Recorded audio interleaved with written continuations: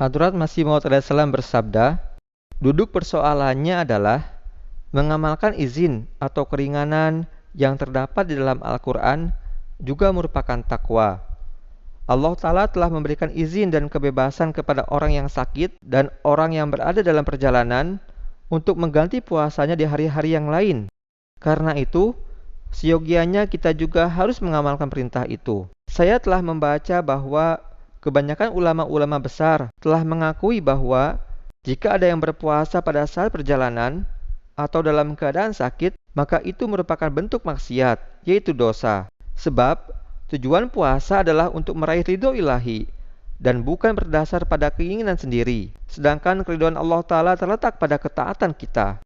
Apapun perintah yang Dia perintahkan, hendaknya kita taati dan jangan memberikan tafsir atau pendapat dari diri sendiri, yaitu jangan diberikan penjelasan yang panjang lebar. Inilah yang Allah Ta'ala perintahkan itu. فَمَنْ كَانَ مِنْكُمْ مَرِيضٌ أَوْ عَلَى سَفَرٍ فَعِدَّةٌ مِنْ أَيَّامٍ أُخَرَ. Di dalamnya, dia tidak menetapkan ketentuan bahwa yang namanya perjalanan itu seperti ini atau penyakit itu seperti itu. Saya tidak berpuasa dalam perjalanan dan tidak juga dalam kondisi sakit. Oleh karena itu, hari ini pun saya tidak berpuasa karena saya tidak merasa enak badan atau kurang sehat. Kemudian, beliau alaihissalam bersabda, barang siapa yang tetap berpuasa dalam keadaan sakit dan dalam perjalanan di bulan Ramadan, dia jelas-jelas telah melakukan pembangkangan pada perintah Allah Ta'ala.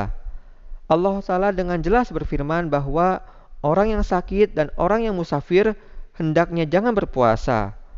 Orang yang sakit lakukanlah puasa setelah sembuh. Dan orang yang musafir puasalah sesudah pulang dari perjalanan. Hendaknya mengamalkan perintah Allah Ta'ala tersebut. Sebab keselamatan akan didapatkan dengan adanya karunia dan bukan dengan menunjukkan kekuatan.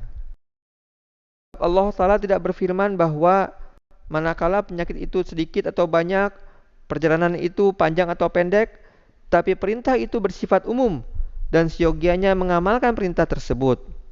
Seseorang yang sakit atau seorang musafir, andai kata tetap melakukan puasa, maka mereka akan terkena fatwa pembangkangan terhadap perintah tersebut. Terdapat juga sejumlah orang yang berlaku keras pada diri mereka sendiri, atau mereka berusaha untuk memasukkan kesusahan dalam diri mereka dan mengatakan bahwa perjalanan di masa ini bukanlah merupakan perjalanan, karena itu diperbolehkan untuk berpuasa selama perjalanan.